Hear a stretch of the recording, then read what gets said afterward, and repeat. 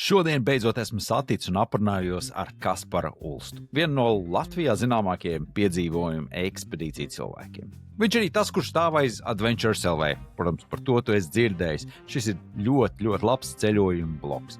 Protams, kā jau var nojaust, saruna izvērtās par un ap trakiem piedzīvojumiem. Par Papua cilšu cilvēku smadzeņēšanu, par Kaspara nokļūšanu pirātu gūstā. Tur gan viss beidzās diezgan veiksmīgi. Arī par kāpieniem augstos vulkānos, pa purvu. Jā, es nepārteicos. Noklausies sarunu un tu dzirdēsi. Protams, runājam arī daudz ko citu. Tāpēc, ja tev patīk aizraujoši ceļojumi, šī epizode ir kā reiz tev. Tāpēc viss nevēl garumā laižam gaisā. Nu, čau, Kaspar, tev arī beidzot izdevies noķert Dulā Daukas gēnā. Čau. Sveiks, prieks tev arī redzēt beidzot. Kā saka, tikāmies gadus atpakaļ Andreja ostā, runājot ir par kāds laiciņš, ne? Jā, runājot par kursu Latmāls piedzīvojumu, bet viņš man ir plānā vēl joprojām. Jā, līdz Gvatemalai mēs kopā neesam tikuši vēl tomēr. Tas droši vien būs jāceļ augšā. Labi, bet zini, kā ir ar ceļotājiem? Ja man būtu podkāsts, tur kaut kāda politiskā tēma, vai es nezinu, kaut kāds komiķi, kur visi vienā valstī sēž. Katram ceļotājiem man beigās gan jāprasa, kur tad tu tagad atrodies. Tu esi mājās Latvijā vai kur tu esi? Nu, izskatās pēc bildes, pēc fona tev aizmugurē, ka droši vien, ka mājās. Es esmu mājās pie savā milzīgā Lonely Planet grāmatu plaukta, kur puse ir izbraukta un puse vēl gaida. Ja tev jāpaņem tagad viena grāmata no tā plaukta, no tām, kas nav vēl izbraukts, kura tā būtu? Gvatemala tagad nesaka, Gvatemala mēs pieminējam kaut ko citu. Jā, Jaunzēlanda viņi nemaz nestāv šajā plauktā, jo viņi jau tiek gatavot. Jā. Es pavasarī būšu Jaunzēlandē un Indija. Indija ir ļoti bieza grāmata, kura gaida mani. Ja tu Indijā neesi, man tās trāpījies pats bijis. Apkārt, tur visur es biju, es saprotu. Es nedrīkst skaitīt to, ka es esmu neskaitāms reizes bijis lidostā Delī, bet tas neskaitās. Jā, Indija ir mans lielais mērķis joprojām. Kurā brīdī valsts skaitās kā apmeklēta? No kura brīža tu teiksi, ka, citi zina, varbūt tās tiešām lidostas skaidrs, to mēs defaultā paņemsim, tas neskaitās. Nedēļa valstī skaitās, vai pēc kā tu Tas ir sirdsapziņas jautājums, jā, bet valsts, es domāju, ka tādā mirklī, kad tu reāli jūti, ka tu esi to valsti tā kā nedaudz iepazinis no iekšpuses, aiziet no lidostas. Tā kā man pirmā īrijas pieredze bija aiziet no lidostas līdz pirmajām pabam ar kājām un atnākt atpakaļ, to nevar īsti uzskatīt. Kā lai ņem īrijā un būt pabā, man liekas, diezgan autentiski pieredze tomēr. Pie kam arī tas tā kā countryside, tu izēji cauri arī, vēl līdz pirmajām pabam, līdz piematam ar kājām, ar čumi velkot līdzi. Dabū atrod kašķi vēl pa ceļam un viss. Jā, es arī domāju, redzēju, man ar Meksiku šitā ir stāsts. Man ar cilvēku prasa, kāpēc tu brauc, lai tik 10 reizes atpakaļ 20, 30, es nezinu, cik es tur esmu bijis. Savā ziņā var jau būt, ka es vēl līdz galam neesmu sapratis to valsti. Es braucu atpakaļ un atkal, un kaut ko jau vajag tur meklēt. Tā jau galamērķos visos, man liekas, jo lielāk, jo bagātīgāk valsts, kā teica par Indiju, vai ne? Tur jau var braukt daudz un dikti, un reģioni atšķirīgi un daudz, un tā ir, jā. Katrā ir jau kaut kas, pēc kā tev ir kaut kas jau definīcija, ko tu katrā valstī gribi atrast, pēc kā tu brauc pakaļ? Faktiski, jā, man liekas, ka es varbūt esmu viens no pirmajiem bezmaz Latvijā ceļotājiem, kas ievies to ekspedīcijas principu. Man ir kāds 11 ekspedīcijas bijušas. Tas ir, apmēram 3 nedēļas mēnesis, un tad plāno to ceļu un tā, lai tu dabūni pilnīgi visu dažādību no tās valsts. Parasti, tas formāts man sastāv it kā no tā, ka tu katru dienu visu laiku dodies uz priekšu. Ir kaut kāds viens lielais mērķis. Piemēram, Tanzānijas ekspedīcijā, protams, bija uzkāpt Kilimandžāro, tur Tibetas ekspedīcijā bija apiet apkārt Kailašu koru iziet, un Ķīnas ekspedīcijā fantastisks ceļojums bija visā garumā zīda ceļš, no Pekinas līdz Taklamakan tūkstnesim, kur mēs ar vilcieniem braucām, nakts vilcieniem visā garumā, kāpām ārā visās impērijas pilsētās, kur bija Ķīnas mūra, tie galvenie punkti. Un tad ar kamieļiem gājām pāri Taklamākam tuksnesim, nu, tā kā pilnīgi nodublējot to zīdu ceļu. Un atpakaļ ceļā kāpām visos svētajos kalnos pēc kārtas, tur Hošanā un tā tālāk. Nu, tas ir tas ekspedīcijas formāts. Tu izvēlies kaut kādu vienu skaistu galamērķi, bet tu saplāno tā, ka tu visu laiku iepazīsti tās valsts, visas tās kulturālās atšķirības, ēdienu atšķirības, fantastiskās dabas atšķirības, kas ir katrā valstī. Tu zini, arī cēs tik neticami. Tas pats Bolīvija, piemēram, ir milzīgie sāls ezeri un tas Bolīvijas plato. Un tai pašā laikā ir Rio Negro un Amazonas pieteka un džungļi. Un, tu esi pilnīgi dažādos klimatos. Tā apmēram. Tā kā es varētu. Bet nav tā, ka ekspedīcija tomēr prasa daudz vairāk laika ieguldīt. Tādā. Ne visi var atļauties ilgā termiņā un ilgi pavadīt laiku tik nost no kaut kāda tā standarta maršrutiņa, varbūt tās un kaut ko pētīt vairāk. Jo parasti to standarta 2 nedēļas cilvēkam. Brīvdienas atvaļinājumi darbos un tā. Vai 2 nedēļas ekspedīcijai tādam formātam ir pietiekami? Nē, grūti. Vai ne? Parasti, ja tie tālākie galamērķi, tad 2 nedēļām nesnāk. Mums ir varbūt 2 nedēļas bija Kuba, piemēram, kur mēs izbraucām visā garumā no Viņāles caur Havanai un līdz Santiago de Kubai. Tas ir tā kā 2 nedēļu formāts. Tur ar riktīga veco dīvānu cauri.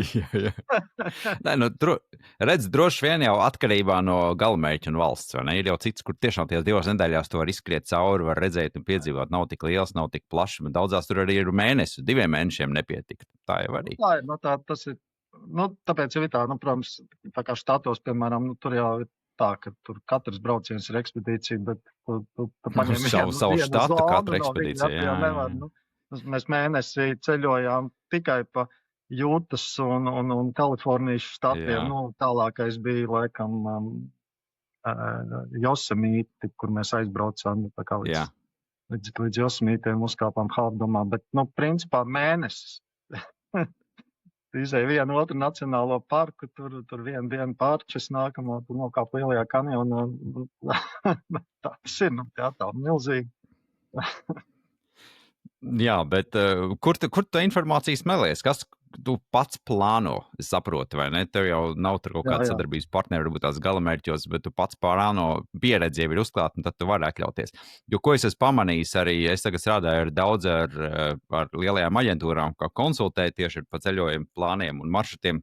Un ļoti bieži lielākās kļūdas ir tieši tā, ka maršruts ir saplānots, tikai brauks, tikai rādīs, tikai viss izrunāt. Tu saproti, ka tev dienā tur jānobrauc 500-700 km gandrīz, vai pa vidu vēl jāpaskatās, kaut kur jāiet, jāierot. Tu saproti, nebūs. Tur viss tikai jāgriež nost, un tad viss pārdzīvo, ka tā mēs jau neredzēsim. Bet kaut kā katrs to vidusceļu. Es savu laiku gribēju uztaisīt tādu saitu, kas varētu būt palīgs šai darbā. Es uztaisīju Adventures LV to savu blogu. Man bija viena sadaļa ieplānot, kā reiz visa šī plānošanas daļa, kad tu liec tos galamērķus, un tad viņš rēķina līdzi, teiksim, kāda tur ir attālumi, cik tas laika prasa, cik tu tai dienā var uzspēt un tam līdzīgi. Tad parādījās, protams, kad visi TripAdvisor un visi citi strunti, un es tā līdz galam nenorealizēju to savu, to tehnisko pusi visu.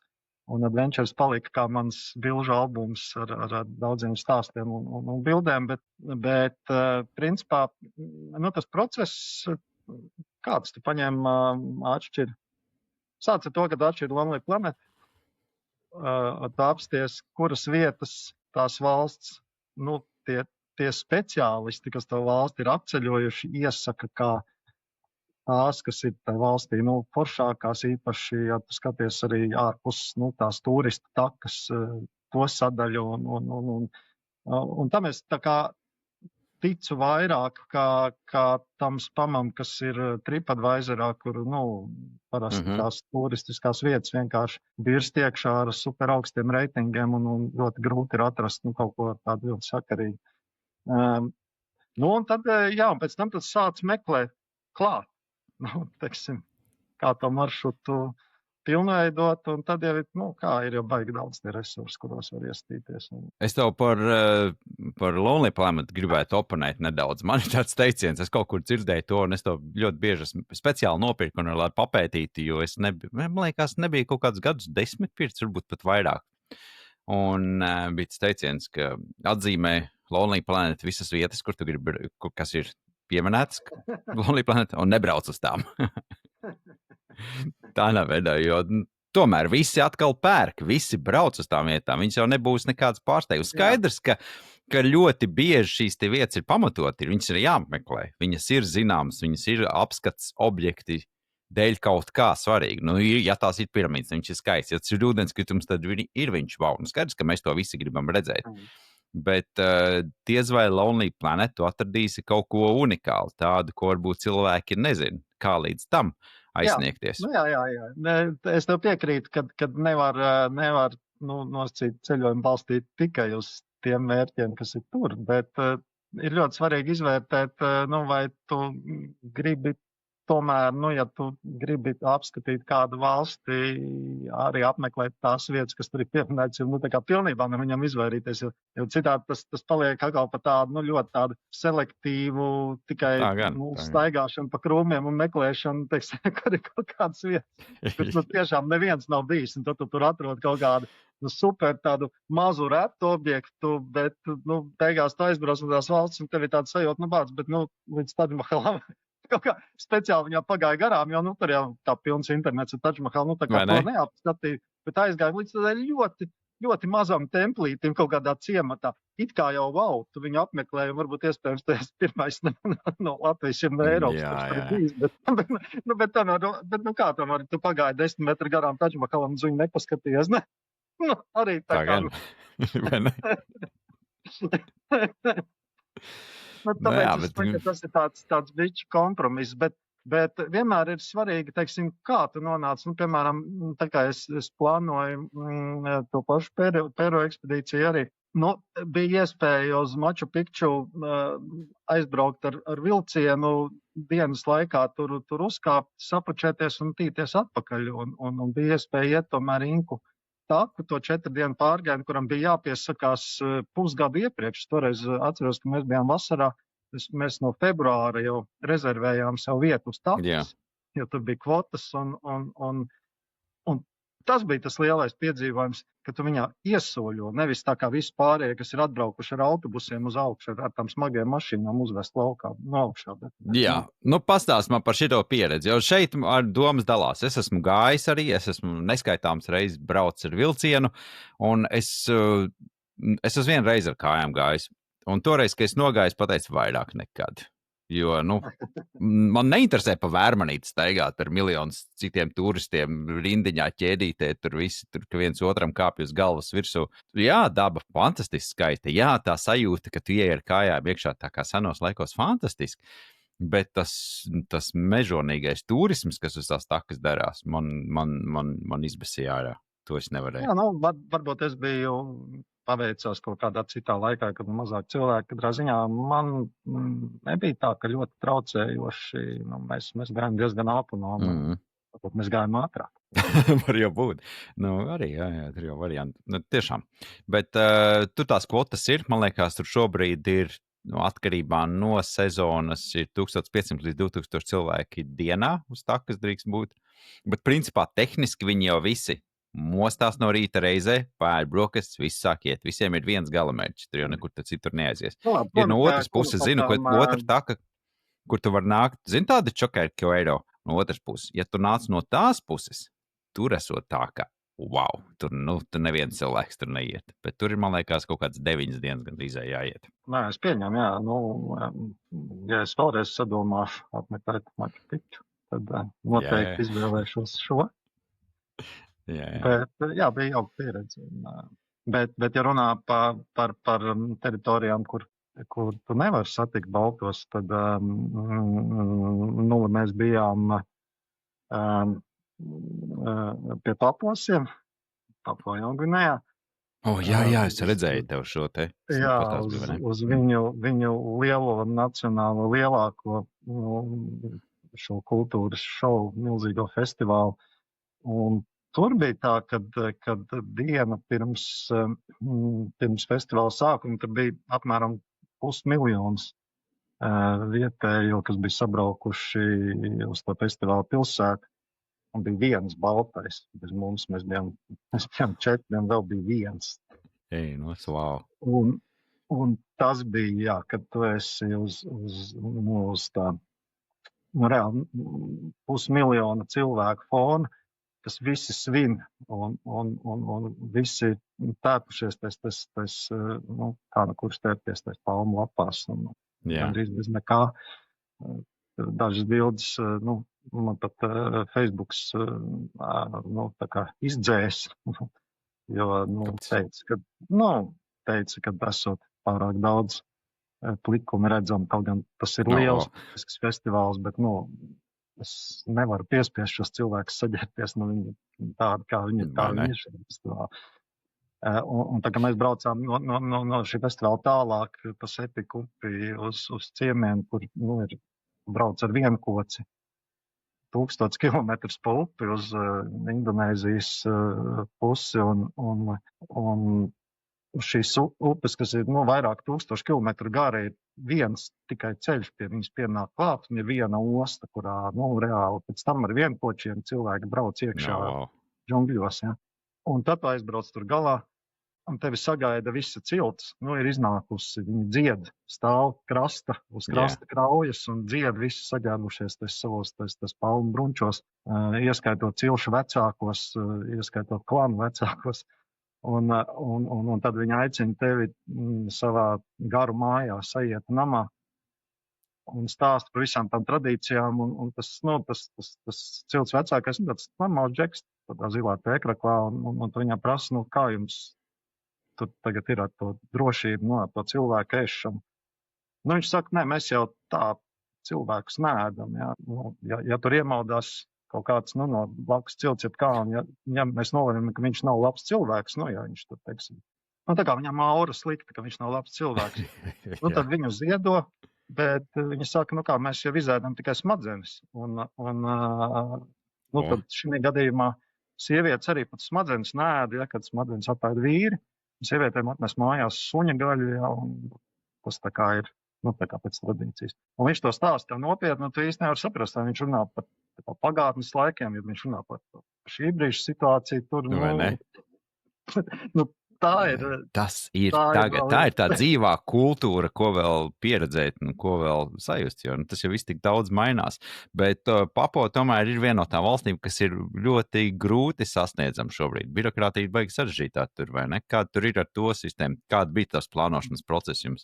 Jā, mēs diezgan ilgi gatavojāmies, bija ļoti grūti ar avio lietām, bet tagad pēdējos gados viņiem ir, tā viņa nacionāla aviokompānija, kas lido Hongkongas un no Singapūras. Tā kā no šīm vietām ir iespēja uz Papua aizlidot. Uz vietas vēl joprojām ceļu sistēma tur neeksistē. Faktiski ir tā, ka viss notiek pa gaisu, lai Papua pārvietotos no viena punkta uz otru, ir jālido. Bet tās lidmašīnas tur lido, un kā nekas tāds slikts par viņiem dzirdēts nav. Panīgi bija, ka uz festivālu, pat cik tur bija jāierodās ciltīm no gandrīz no visas Papua, tas Goroka šovs, ja viņš saucās, tās ciltis lidoja ar lidmašīnām, jo nevar citādāk tur apbraukt. Jo tā Goroka atrodas, Papua vidienē kalnos, tā kā augstkalnu pilsēta. Tās ciltis praktiski lidotais viņu tērpos, un tas nozīmē, ka viņas iekāpē ļotenē, tā kā pusplika cilvēku. Palmas vaciņus. Wow. Tā viņa arī tā lidmašīna visi tā arī atlido pilna. Tautas tērpos visi tradicionāli, vai ne? Kur paģēpsies? Jā. Bet pastāst vairāk par, viens ir lidojumi, bet kā tur ar kaut kādām vīzām un atļaujām, kā ar to ir šobrīd? Nebija pārāk komplicēti. Faktiski mēs to visu sakārtojām ar vietējiem aģentiem, ka mēs atradām cilvēkus, kas kur uz vietas tā kā kaut ko iesāk turismu ziņā. Jā. To visu var atrast internetā, nav problēma. Šobrīd tas turisms tur lēnām sāk kustēties vairāk, vai ne? Es saprotu, jo pirms pāris gadiem vēl pētīja, tur bija baigi grūti. Tur ir diezgan daudz austrāļu, kas braukā, jo viņiem jātās tā kā tāda bijusi provincija. Mēs bijām, starp citu, tieši pagājušo, tagad rudenī, viņi svinēja 50 gadus. Tur bija milzīga svinēšana visā valstī, 50 gadus kopš neatkarības. Jāsaka, tā bija fantastiska sajūta. Es gribētu, lai Latvijā kādreiz tā ir, kad pilnīgi visi cilvēki ir ģērbušies tādos krekliņos. Tiesa gan tur ļoti labs bizness Ķīnā, jo viņi bija saražojuši šos krekliņus priekš visas šīs nācijas. Ar uzrakstu 50 PNG,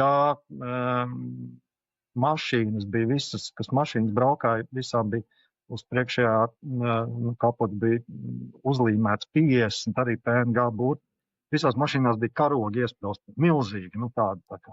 Jā. Lielie festivāla karogi. Visu papo karogiem ar šiem uzrakstiem. Ja. Un tas bija nedēļu ilgs festivāls cilvēkiem, vienkārši visi bija ielās un visi svinēja. Izklausās labs. Tas bija stāsts par to, ka viņi 50 gadus kā ir brīvi no kara. Tas ir zem Austrālijas un Britu Commonwealth. Bet, protams, kad ir arī mīnus šim visam, ir pārgājuši tādā pilnīgi savā, varbūt sistēmā bez atbalsta, un tā ir nedaudz atgriešanās arī tādā, teiksim tā, tā pirmatnējā preču apmaiņā, kad 80% nav vispār naudas ieņēmumu, viņi faktiski tikai nodarbojās ar preču apmaiņu un dzīvo ciltīs.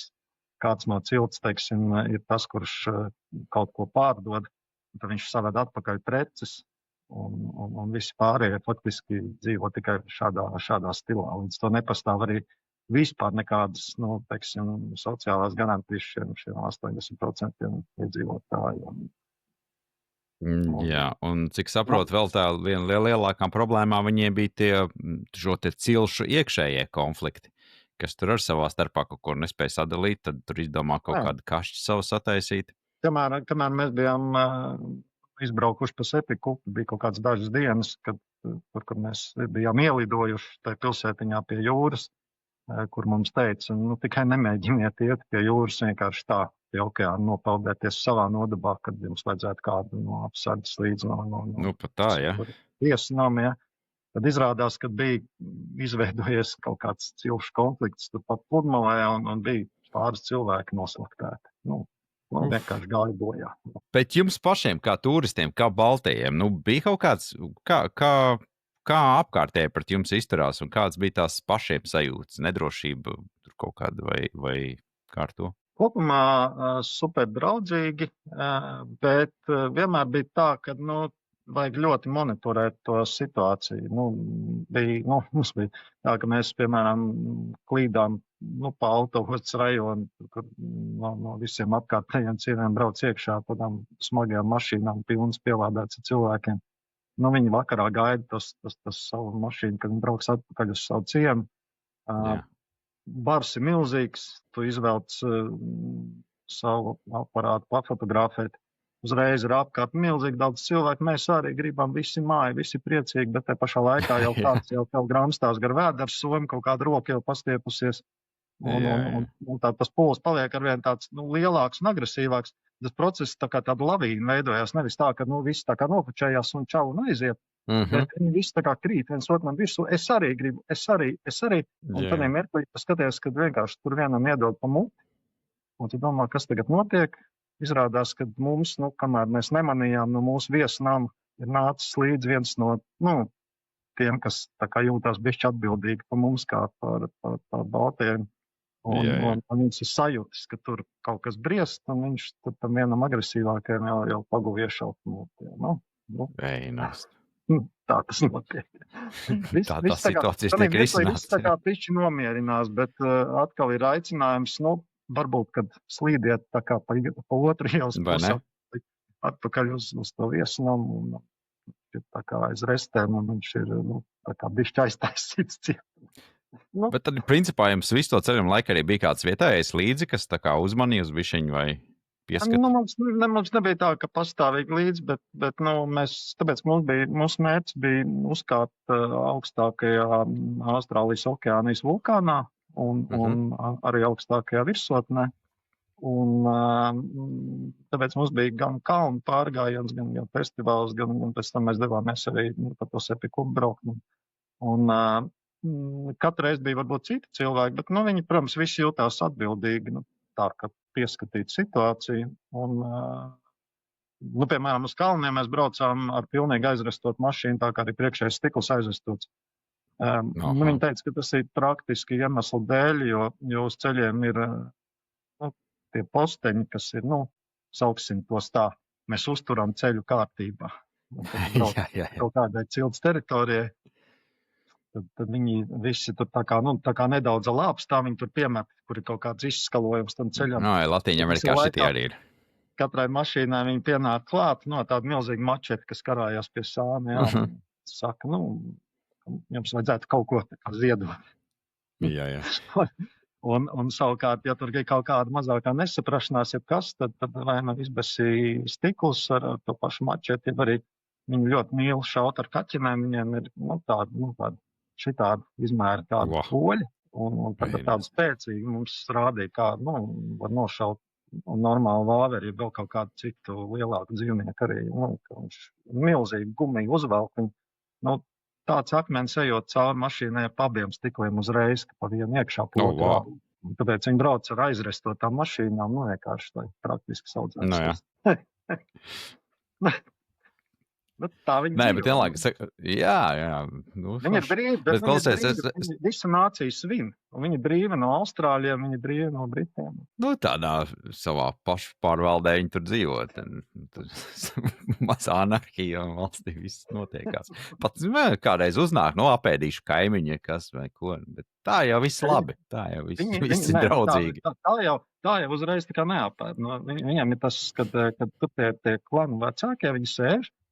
Un tur ir viņam tā svētā tā skulptūra centrā tam garu namam, jā, un viņi tā skulptūrai klapē, tāda rīkstīti, un gaida, ka tā skulptūra viņam kaut ko pateiks, un tā skulptūra tad viņiem, tā kā viņi ir transā, viņi klausās tās bungas, viņam bam, bam, bam, bam, bam, tās monotonās tādas bungas, kas no tāda vidota koka uztaisīts, jā, un tā skulptūra vienā mirklī kādam no tiem klanu vecākajiem pasaka.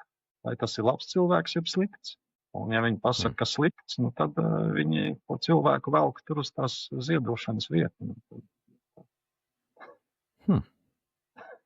Jā, bet redzi, tā mēs ļoti daudz esam dzirdējuši šo stāstu par kaut kādu kanibālismu dažās kultūrās, un tā, protams, vairāk tas ir tieši tas reģions, kur tu tagad runā.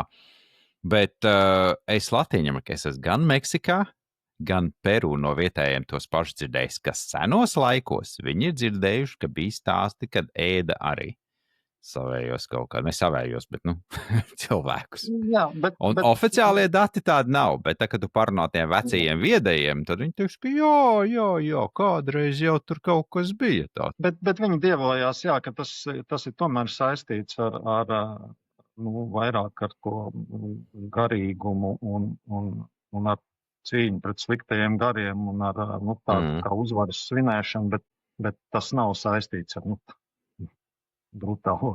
Ziemassvētku cepeti. Nē. Jā. Tas, lai tev mierina, tā, kad uz turien dosies, vienkārši mēģina būt labs cilvēks un tev Tieši tā. Par to jau tas viss ir arī. Man liekas, ja tu brauc ar šo te cieņu un respektu pret kultūru, jebkuru, tad jau tur viss ir kārtībā. Un to jau enerģētiski arī cilvēki nolasa, un arī tas vecais ar savu rīksti daudzot par šo te koku arī sapratīs, ka šitos nevajag, šitie savējie, forši. Un es arī klausos, tā ceļojums kā šis, man liekas, tas ir tāds ideāls mans arī. ir kaut kāda vietējā kultūra, tradīcijas, tur ciltis, kaut kādi džungļi un vēl kalnā uzkāpj. Nu, tā kā riktīgi skaistu. Un man liekas, tas tev arī ir, vai ne? Ir kaut kāds projekts vai kā jūs katrā kontinentā mēģināt augstākajos punktos uzkāpt? Jā, mani faktiski, nu, labi, sākās jau viss, protams, ar optimismu nometnēm un to, ka tiešām, es kāpu tīri, lai katru gadu apmierinātu adrenalīnu un sasniegt kādu virsotni. Bet nolikā kaut kādus gadus atpakaļ man draugi ievilka Seven Summits programmā, kas ir, šajā gadījumā Seven Volcanic Summits, 7 kontinentu augstākie vulkāni. No tiem iznāk, kad Elbrusu es izpildīju super sen atpakaļ, tad mēs pēc alpīnistu nometnes tur vienkārši tā kā bišķi neatļautā veidā uzkāpām. Paga, ko nozīmē neatļautais veids? Toreiz mēs nebijām sasnieguši kvalifikāciju, mēs bijām tikko nokārtojuši pirmo, kvalifikācijas pakāpi, it kā nedrīkstēja. Tāpat, jā. Jā, tas vēl bija tādīs laikos, kad tas tika tā kā ļoti uzskaitīts. Bet jā, mēs tur uzskrējām. Tad, kad sākās jau pirmās lielās ekspedīcijas, tad jā, Kīlis, Kilimanjaro. Tad, kā reku pāris gadus atpakaļ uzkāpām Orizabā, Meksikā, kas ir Ziemeļamerikas augstākais vulkāns. Tagad rudenī uzkāpām Giluve, jā, kas ir Austrālijas okeānijas, kas ir Papua. Tad mēs bijām ļoti skarbā mēģinājumā uzkāpt Dienvidamerikas augstākajā Ojos de Salado, bet tas bija, reāli skarbi, bija vairāk kā 100 km/h vējš un uz visu nedēļu. Mēs, faktiski, un tas vējš pieņēmās spēkā ar katru dienu, iznāca tā, ka mums nebija īsti laika nedēļu nogaidīt, un mēs nodzīvojāmies kaut kur pa 5,5, gandrīz 6 km augstumā pa pēdējo nometni un uz virsotni neuzkāpām. Tā kā tur mums jāatgriežas. Tas bija ļoti skarbs pārgājiens tādā izpratnē, ka tur bija kāds vairāk 8 stundas jābrauc pa 5 km augstumu pa Augstkalnu plato. Džipā, kurš vienkārši rāpās pa akmeņiem. Tur ceļu pat nebija, viņš rāpās pa akmeņiem, un tas ceļš bija iezīmēts ar tūriņiem. Tad, kad mēs teicām, ja kaut kas notiek, vai ir iespēja, ka būs kaut kādi helikopteri, vēl kaut kas, tad tie gidi vienkārši sāk smieties un teica, šeit helikopterus mēs neesam nekad mūžā redzējuši, piedod. Tad mēs sapratām, ja kaut kas notiek, un Ojos ir 7 kilometri, un ja kaut kas tur notiek, tad reāli tu zem 5,5 kilometriem netiec. Vairāk tā diennakti, jo tev pakaļ var kāds atbraukt no lejas, tas prasa vairāk kā diennakti. Un tad mēs sapratām, ka laikam nevar riskēt tik sliktās laika apstākļos. Tā kā mums vēl jāatgriežas. Jā, tas ir viens no tiem, kas tavā sarakstā vēl ir. Kas vēl ir pietrūkst? Un tad ir ķeksītim. Man draugi jau ir bijuši, bet man ir Damavants Irānā, kas ir Āzija. Un tad ir Antarktīda. Vai ne? Tas ir Sidlejs. Jā, Antarktīda. Man liekas, tā ir ar tādu pasauli. It kā nekas, bet tajā pašā laikā, man liekas, baigais wow. Un es tikko rakstīju vienu rakstu arī par nākošo 5 gadu turismu prognozēm. Ir prognozēts, ka Antarktīdas turisms pieaugs pa 35% apmēram. Tā jau var redzēt, ka šobrīd tur diezgan aktīvi tas turismiņš kustās. Bet ne jau visi arī brauc kāpt kalnā, vai ne? Lielākā daļa brauc vienkārši ar kuģīti, izbrauc, izmet loku. Tā daļa brauc skatīties ķeksīt, ievalk, jā. Tā gan, jā. Bet tā ekspedīcija jau tas gan ir. Tas ir diezgan nopietns plānošanas darbs, bet Tas jau ir atzīmēts arī kaut kādā tuvā nākotnē, vai tas tā kādu saliksies? Šogad vēl nebūs, bet jā, tas ir jādara. Jā. Bet jā, tas sākums interesanti, kad es tā paskatījos humor pēc, kā es esmu sācis ar daudzām lietām nodarboties, un kaut kā tas saslēdzās viss ar Ukrainu, jo tad, kad es biju pavisam sīcis, laikam, pirmās klasītes skolā, tad es Zapiņa aizmugurē braucu pirmo reizi senčiem līdz uz Ukrainu, un mēs braucām ar mērķi uzkāpt augstākajā virsotnē, kas ir Goverla, kādu pār 2 kilometri. Un iedomājies, man tas pirmais, kad mēs vasaras vidū tur uzkāpjam un ir sniegs augšā un var tikoties. Un liekas, wow, kā tas iespējams. Ja. Un mans pirmais lielais kalns, lepošanas kalns pēc Gaiziņa ir arī Karpatos nedēļa. Mēs ar studentiem, arī tur Zļovas universitātes studentiem kopā tur maucām. Mans pirmais nopietnais raftings ir Čeremuša, kas ir 3. kategorija. Mēs arī pēc amatas, mēs bijām ar amatā pavasaros braukuši pūšļiem, un tad mēs aizbraucām līdzi pirmajai tādai katamarāna ekspedīcijai uz Čeremušu. Mēs, protams, samuldējām, ka mums ir riktīgi laba pieredze ar katamarāniem.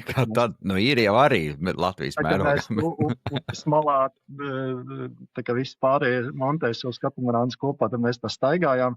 Gudri pļāpājām ar visiem un vienu acis skatījāmies.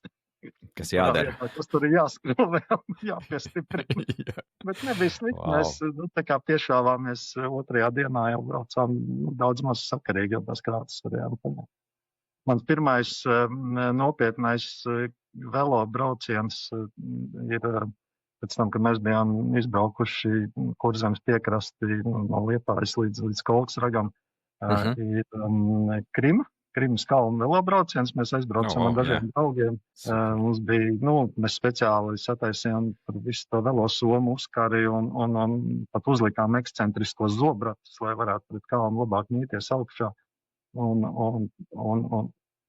mans pirmais spēleo gājiens arī ir Krima. Mēs laidāmies vienā neskartā alā iekšā tādā caurumā pazemē ar virvēm, arī Krima. Es nezinu, man kaut kā ļoti daudz pieredzes, kuras kaut kā saslēdzās ar Ukrainu. Bet tas jau bija tāds laiks, kur tad citur varēja aizbraukt tajā laikā, vai ne? Tas jau laikas ērtāk, tuvāk un tāda ļoti pieejama savā laikā. Bet tev vecāki bija ļoti tādi piedzīvami cilvēki, ko veda, saprot, aizved tev uz Ukrainu, bet kur tev tas iesakņojas? No kurienes tev vispār šīs te vēlme pēc piedzīvojuma, pēc ceļojuma, pēc tā nezināmā? Man vecāki iespēja robežās vienmēr braukāju apkārt, un es faktiski mēnesi gadā esmu pavadījis uz aizmugurējā sēdekļa Zapiņā, jo mēs ceļojam pa Latviju. Tēvs bija apsēsts ar arī, varbūt tā plānošana nāk man no tēva. Viņš bija visu to Ulmaņa laika kartu pārfotografējis tādos mazos kvadrātiņos. Katram kvadrātiņam bija sazīmēts ar aplīšiem visādas vietas, otrā pusē bija apraksts. Tas bija tāds mūsu pirmais ceļojuma gids. Paši veidots ar visiem tajā laikā aizliegtajiem pieminekļiem, kā mēs ceļojam pa Latviju, ļoti mērķtiecīgi. Un tad tēvs taisīja diapozitīvu sērijas, mamma ierunāja ar visu fonogrammu, un tad mēs taisījām draugiem, senči taisīja draugiem tādas diapozitīvu vakaras, kurā laida, visas tas sērijas pēc kārtas. Ar visu audio tā kā... Ar visu audio, tā kā perfekts noformējums, jā. Es to attīstīju, pēc tam jau tālāk es taisīju panorāmas diapozitīvu sērijas. Tas pirmajos gados, tā kā es sāku ceļot, laidu uzreiz sinhronu no 3 projektoriem ar iespēju pārslēgt projektors savstarpēji, ar iespēju rādīt panorāmas uz ekrānu platās, arī ar to pašu audio liku klāt to visu. Pēc tam tas aizgāja jau tur. Kuros gados tas bija? Nu, kad jau gāju uz beigām, tā diapozitīva ēra tas bija studiju gados, un pēc tam jau panesās visi digitālie formāti. Un tad es sāku taisīt filmas, un tā laikam ir tā mana lielā apsēstība. Laikam pats briesmīgākais ceļojuma laikā, ja man pēkšņi beidzās elektrība un kaut ko, kas ir super, nevar iemūšināt. Es skatos tādām žēlām acīm, es domāju, un man nav elektrība, es nevaru to šobrīd nekādā veidā iefiksēt. Bet, tu daudz fotografē, bet tev filmas arī ir kaut kur, es neesmu pamanījis. Tu, man liekas, Instagramā, kur tev bija Facebookā. Ieiet YouTube, ir tāds YouTube kanāls, Kaspars Ulsts. Oi, tu nu gan spalaid garām kaut kur. Jā, tur ir, man ir kāds 10 filmetrāžas filmas, un es tiešām esmu tas, cik ekspedīcijas ir liels, es esmu tas filmetrāžas fans. Man grūti nākās pielāgoties šī brīža, teiksim, 1 minūtes stāstam par visu lielo Ķīnas ekspedīciju, kas ir saraustīta no apmēram tādiem 100 bezsakarīgiem maziem fragmentiņiem, kuros tā. Es taisu filmetrāžu tie, kam patīk, teiksim, iepazīt kaut ko, tā kā izjust. Tie to novērtē. YouTube var pastīties, jā, ir filmas par daudzām ekspedīcijām.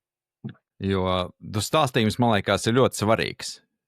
Jo mēs braucam pakaļ stāstiem gan sev, gan beigās, jo mēs gribam padalīties par to, piedzīvot to, par sajusto, sagaršot to un to. Man liekas, ir daudz dažādu formātu. Jā, protams, bildes tas ir viens, video tas ir jau cits stāsts, cits līmenis, bet baigais darbs. Es esmu sapratis pats tad, kad es ceļoju viens pats, tad es varēju atļauties ar fočuku mierīgi pasēdi, atrod to kadru, izbaudu, bez steigas. Neviens tevi nedzen, neviens tevi negaida. Un tagad, ja man ir kaut kādas grupiņas, kuras vedu, ir atbildība. Un es negribu citiem likt gaidīt uz sevi, kamēr es tur uzfilmēšu, kamēr es tur sadarīšu lietas, kamēr es nofočēšu. Kā tu šo? Jo tu jau arī vienmēr brauc komandā, vai ne? Tas prasa labu fizisko sagatavotību. Pēc tam skriet visiem pakaļ? Jā, precīzi. Tā realitāte ir tāda, ka, teiksim, īpaši tādos nopietnos kalnos, tu zini, ka klasiskais likums ir pole, ja, tur solīti pa solītim netaisa nekādus krosus, neskrien un pēc tam tur 15 minūtes nepūties, bet vienkārši kāpt vienmērīgi savā ritmā. Ja, ja tev ir rokā kamera, nevari to izdarīt, tāpēc, ka tev ir jāatpaliek, tu uzfilmē kaut kādu to skatu, kad visi kaut kur aiziet. Pēc tam, kaut kādā mirklī tev jāsāk viņu iedzīt. Protams, tu nedaso uzreiz, tu ej, teiksim, vienkārši ātrākā tempā. Ok, tu esi daudz maz tuvu, un ir atkal epizode, kur tu atkal saproti, ka šis ir jāiekļauj. Un atkal tas pats. Beigās tu nonāc tā kā augšā bišķi uz pusi vairāk aizelsies kā pārējie, un tad viss tāds paļ. Tev viss labi. Tu tāds piekusis. Bet man draugi jau zina par manu šo te aizraušanos, un viņi arī ļoti. Tā kā bieži vien tā, kad viņi pat neizvelk ārā savus aparātus un neko arī baigi daudz nepočē, pēc ka viņi zina, ka es tāpat tās iedošu. Kasparam būs bildes, viss kārtībā. Jā. Bet tev skatījos, kaut kur bija ieliks, ir baigi daudz tu fočē arī saulēktus. Tā ir arī viena no tavām vājībām, cik sapratu, vai ne? Tas ir parasti viens no skaistākajiem mirkļiem, īpaši kalnos kāpjot. Tas ir tāds kā nerakstīts likums, ka visi vienmēr sāk kāpt pirms saules tumsā un tas saulēkts. Tas ir tas pirmais varbūt gandarījuma mirklis par to, ka tu esi nomīcījies. Visu nakti tur ir kaut ko mēģinājis saskatīt, kaut ko neiežauties. Un tad ir wow, tas pirmais, un otrs, ka parasti tas liecina, ka pēc tu virsotnē, un tad ir tas pacēlums, un tad dabū to papildus to emocionālo Jā, ja tev jāizceļ viens saulēks, kurš ir bijis tāds, wow, varbūt tiešām emocionāli, fiziski atkal salikušās vairāk šīs lietas, par ko nu patās tu minēji. Jā, vienu es nevaru izcelt. Nē, es teiktu, ka emocionāli man ļoti skaisti bija saulēkts Havajās, kad mēs uzkāpām vienā no augstākiem vulkāniem. Un tā saulīte līda virs mākoņiem, kas ir virs okeāna. Arī tagad Papua, kad mēs kāpām Papua augstākajā virsotnē, saulēkts, kad tu redzi, un tas ir tas vienīgais mirklis, apmēram, jo pēc apmēram pusstundas viss jau ir mākoņos, bet saulēkta mirklis vienmēr ir tas, ka ir skaidrs, ja tu redzi vienā pusē okeāna, otrā pusē okeāna, tu redzi tās milzīgās upes, to pašu Sepiku, kas aizvijās pāri tiem bezgalīgajiem džungļiem. Wow, yeah. Jā, tas sajūtas. Peru arī mēs bijām, Puno, laikam, bija tāds festivāls ar tiem visām spocīgiem maskās tādiem cilvēkiem, kas tur staigā pielā. Jā. Un tur bija saulēkts uz kraujas, jo tie vēl ir tā Andu, tā plakankalna, un tad ir krauja un sākās Amazonas ielai, visi Amazonas apakšumi. Tas nebūs pie Puno, tad tas ir kaut kur tālāk. Mēs no Puno vēl braucam kaut kādu gabalu līdz tam skatu punktam, ja? bet tur stāvi un apakšā ir Amazon. Jā. Wow. Es tev pastāstīšu, kur man bija viens no skaistākiem. Jā. Gvatemalā arī mēs kāpām Akantenango vulkāna aktīvā. Un iepriekšējā nakts bija vienkārši vājprāts. Mēs kāpām uz to aktīvo, kas ir Fuego, tur 2 vulkāni blakus. Un visu nakti līst lietus, migla, tu vispār neko neredzi. Tu esi tumsā un tikai dzirdi to vulkāniņu. Tur pa laikam kaut kas salīs, slapš. Un nākošā rītā tev atkal jāceļās 3 naktī, jākāp augšā. Tu esi salīs, slapš, viss drēbes naktī. Nu, viņš nekas jau tur nežūst. Tādas pašas uzvelts, viss ir briesmīgi. Un tu kāp augšā un uzlēc saulīti. Un viss ir tāds vulkāniņa ārā, tikai ieleja, saula lec, un tas vulkāns tik pa laikam izpļauj savus dūmiņus, tur fantastiski. Es atcerējos vēl 2 saulēktus, kāpēc tu šo stāstīju. Viens ir Indonēzijā skats uz Semeru un Bromo vulkāniem, kas ir episks. Es iesaku atrast manā mājaslapā, Adventures LV to bildi, ka tie vulkāni viens aiz otru tādi konus, un tā slīpi iet tās strūkliņas no krāteriem, tās dūmas strūkliņas, un tā saule lec, un viss pamazām tādās rīt, un viņi krāsās. Un viens, kas vairāk bija dinamisks, bet Mjamma ar gaisa baloniem virs Baganas tempļiem. 1000 tempļi apakšā, milzīgs lauks, milzīga teritorija, un daudzi gaisa baloni vienlaicīgi kaut kādi, laikam bija kaut kādi vairāk kā 10 gaisa baloni ceļās augšā, un tu slīdi pāri tiem Baganas tempļiem. Tas bija kaut kas tāds, kas man vēl joprojām, tā kā zvana galvā, ka tu tāds netverams sajūti vienkārši, netveram. Jā, reku pa gaisa baloniem arī es atcerējos, arī saulēkts Meksika, Teotihuacana, saules un mēnesi piramīdas, arī ar gaisa baloniem ceļamies saulīta lec un lido pāri piramīdām. Bet tur kopā lido kāds 100 baloni. Visās malās, visapkārt saulīt, un tur piramīdai pārlido tā, 5 metri, varbūt mazāk. Virs viņus var pieskarties viņai pāri. Vienkārši fantastisks pieredze arī. Tik skaists bildes, tik skaists skats no rīta un skaisti pamosties. Jā, saulēkta ir kaut kāda mežonīga skaista enerģija, vai ne? Ir, jā. Jā. Jā, bet vēl es tev gribēju paprasīt. Ne jau šīs visas lietas, šaus ceļojums tu piedzīvo viens pats. Tev parasti brauc komandā un ļoti bieži tev komandā ir arī tava sieva, vai ne, kas ir arī jūs kopā ļoti bieži. Vispār nepieminam, vispār vajadzēja, ka jūs abas divas aicināt uz sarunu. Protams. Cik ļoti liels atbalsts tev no sievas ir? Jo kādreiz tu brauc arī viens pats, cik saproti, vai ne, bet kā ģimenē tas tiek uztverts, jo tomēr ceļojumi paņem ļoti daudz laika un enerģiju. Jā, tas laikam jau ir drīzāk tad jāatgriežas pie tā stāsta, kas mūs saved kopā, jo raugi tad, kad es biju savā pirmajā alpīnismu nometnē, Šeldas ielajā, pie Elbrusiem.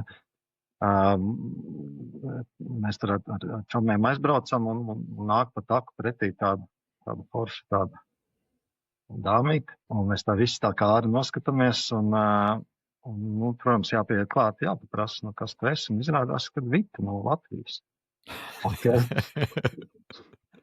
Un tā, zini, un viņi jau bija tur savu sporta klasi jau dabūjusi, un mēs tādu zaļu gurķi tikko tur ieradušies. Un raugi pēc tam savā universitātē gaitenī skatos, tā pati Vita no Šeldas nometnes. Un, ja viņai maiņa beidzās tieši tajā dienā, un mēs tikko bijām ieradušies, un tā vairāk nekas ilgāk nesanāca. Jā, izrādās, ka mēs mācāmies te pašā universitātē. Super. Kalni jūs sapazīstināja un saved kopā. Jā, līdz ar to, mums visas lielās ekspedīcijas, visas plānošanas, protams, ka tas ir liels kopīgs darbs. Jā. Man ir forši arī tas, ka mēs katrs pieskatām bišķi savu tēmu, bija vairāk par to kultūras pusi, par ēdienu pusi, un mēs sakām vairāk par to tehnisko pusi, kā visu savienot kopā, un kuri būtu tie galvenie objekti, kur būtu tie lielie pārgājieni, un ar ko tur ir jākomunicē. Tā mēs arī to liekam kopā. Vai ne? Bet tas jau tomēr sava veida tāds ģimenes kopējais hobijs, vai kāds vairāk varbūt tas dzīvesveids, vai pat misija. Kas filozofija, es teiktu, tā ir filozofija, ko tu vispār no dzīves sagaidi, un ko tu gribi savā dzīvē izdarīt. Bet tu esi tā noskanējis. Pirmā es atcerēju sevi pirms tu tā īsti sāki lielos ceļojumos braukt tādās ekspedīcijās. Kā tu esi mainījies? Es nedomāju, ka es esmu tā mainījies. Man liekas, ka man tā ambīcija ir bijusi jau no paša sākuma. Es studiju gados atceros, ka mums bija pirmie projekti. Mēs pārgājām pāri Karakum tūkstnesim, laikam, Kizilkum, man liekas, tas bija. Pārgājām pāri, mums bija tādas kserokopiju uztaisītas kartes, bet viņas bija, mēs turistu klubā viņas paņēmām, bet viņas bija, izrādījās, ka, tā kā nepareizā mērogā, jo viņām bija vertikālais mērogs uz pusi mazāks kā horizontālais, tas solis. Okay, jā. Pēc azimūta nebija iespējams neko noteikt. Mēs gājām, mums bija milzīgs 40 kilogramīgs somas ar ūdensmaisiem.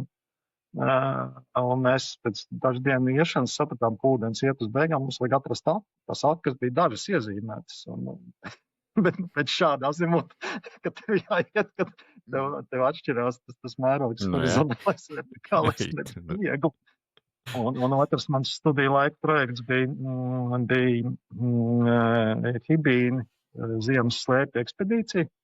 Es biju izlasījis žurnālā, turistu žurnālā, vienas ekspedīcijas aprakstu, un es draugiem, tā kā uzmetos kā grupas vadītājs, es teicu, man ir baigā pieredze. Mēs pieaicinājām vēl cilvēkus, kuriem es pēc tam esmu kāpis kalnos arī kopā. Un es to grupu novadīju, un faktiski mēs arī gājām ar pārgājienu slēpēm. Mums bija milzīga tāda izpletņa telts, bija iekšā krāsnes, mēs visi gulējām apkārt krāsnī. Un tāda nedēļas ekspedīcija arī sniega galās gulējām un tā. Tā kā es kā grupu vadītājs esmu starpējis uzreiz. Vai ne?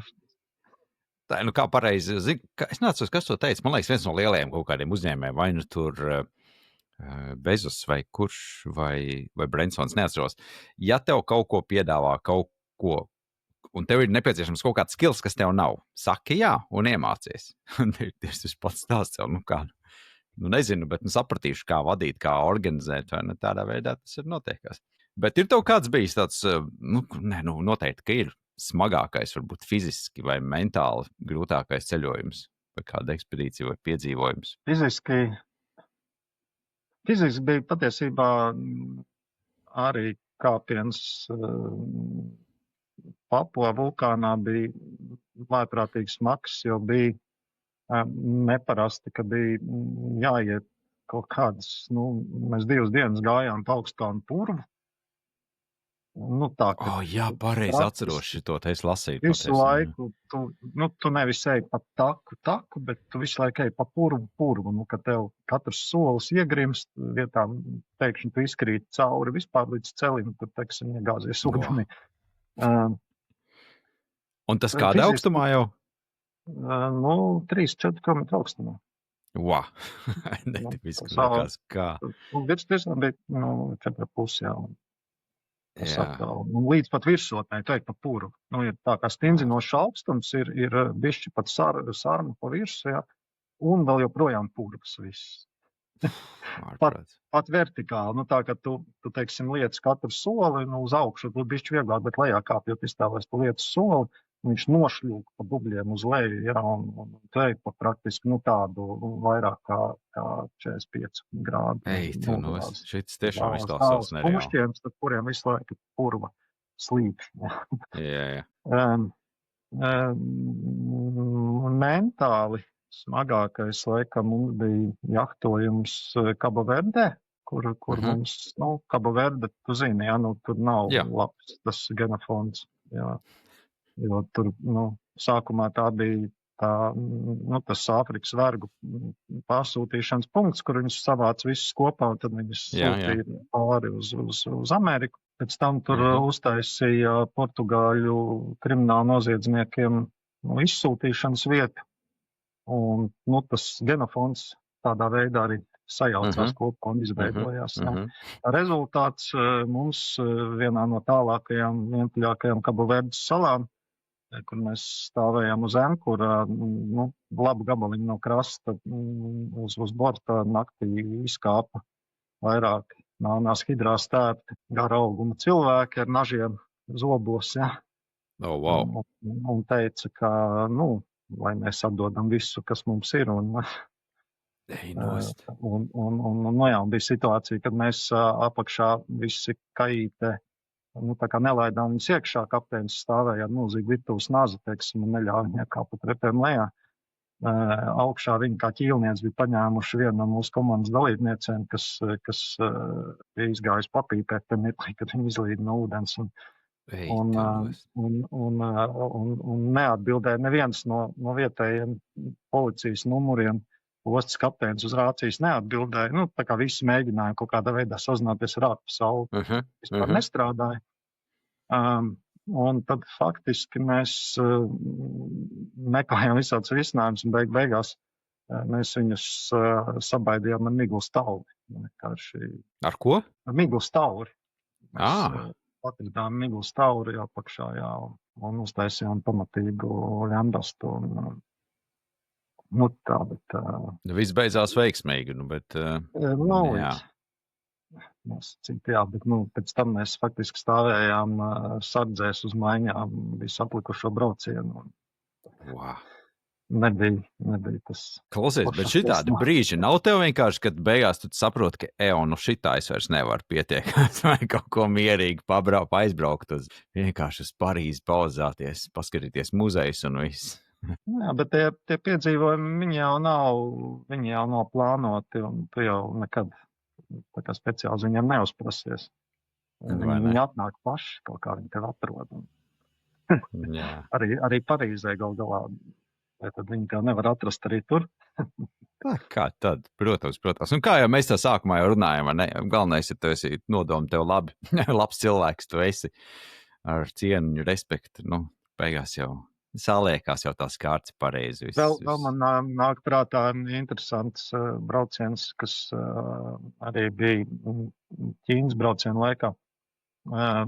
Bija tā, ka bija kaut kā kārtas sakrita, ka laikam 2 nedēļas pirms mūsu brauciena bija viena no postošākajām zemestrīcēm. Visā Sitmānas apgabalā bija kaut kādas aizmirst, cik tās balvas, bet daudz, tiešām ļoti daudz. Un mēs tiem cilvēkiem, kas mums tur Ķīnā palīdzēja, tur pirkt visas dzelzceļa biļetes un visu pārējo prasījām, vai tas tomēr pēc tā zemestrīces ir droši mums tagad te apgabalā ceļot. Un teica, mēs tur sekojam līdz tai situācijai. Jā, izskatās, ka jums jau tur būs viss kārtībā, dzelzceļš tur atjaunojies un tā. Jā. Tad bija tā, ka es teikšu, ka mēs braucām no Guilinas toreiz uz tiem skaistiem CNC kalniem, kad tas vilciens, viņš tā gāja pa sliedēm un tā visu laiku tā mētājās no vienas puses uz otras, jo tas sliežu plapums mainījies nebija, bet tā zeme bija slīdējusi laikam tur uz vienu uz otru pusi un tā kā nācās pieciest to, ka bišķi krāt. Bija grūti paredzēt, kurā mirklī varbūt tas kratiens ir pārāk liels, jo tas bija svaigi, pēc tiešām bija knapi tikko palaiduši visu. Jā, bet noliekas, redzi, šie visi notikumi, tie ir stāsti, kas uzkrājas tev kā pieredze. Ir forši atcerēties. Ir ko atcerēties. Pieredzīt ir. Un par to jau mums ir.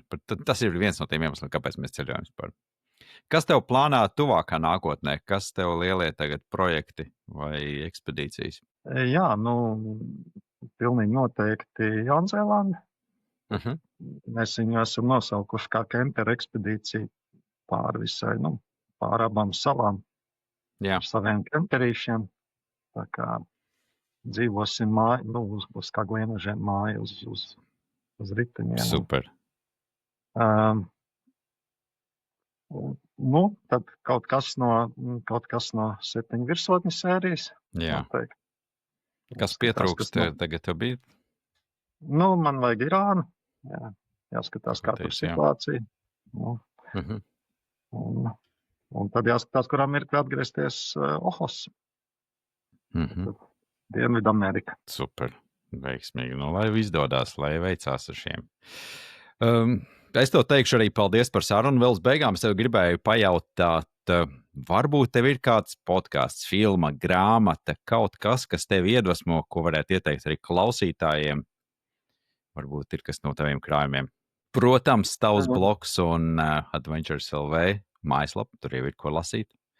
Bet jā, tur gan jāsaka, ka mainoties tehnoloģijām, es pēdējos gadus praktiski lieku tikai Facebook postus. Es apbēdināšu tevi un droši vien daudz citus Instagramerus. Es Instagramā ļoti minimāli kaut ko lieku, jo es nespēju ielikt tos stāstus ierāmētus dažās bildītēs. Tā jau ir grūti. Tas, ka tu Facebookā vari, tā kā viņu kā grāmatu izlasīt, teiksim, no A līdz Z, un ka tev nav tas, ka tev ir tā kā jāizlasa, jāiegaumē, un tad jāpāršķir dažas bildes. Vai ne?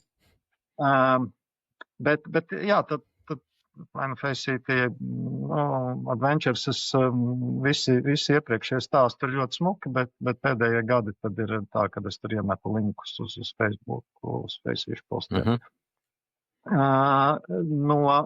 Es drīzāk teiktu, kuras mani ir savulaik super iedvesmojušas 7 gadu Tibetā. Tas man bija kaut kas, kas man nenormāli iedvesmoja braukt uz Tibetu. Es par Tibetu ļoti sen jau sapņoju.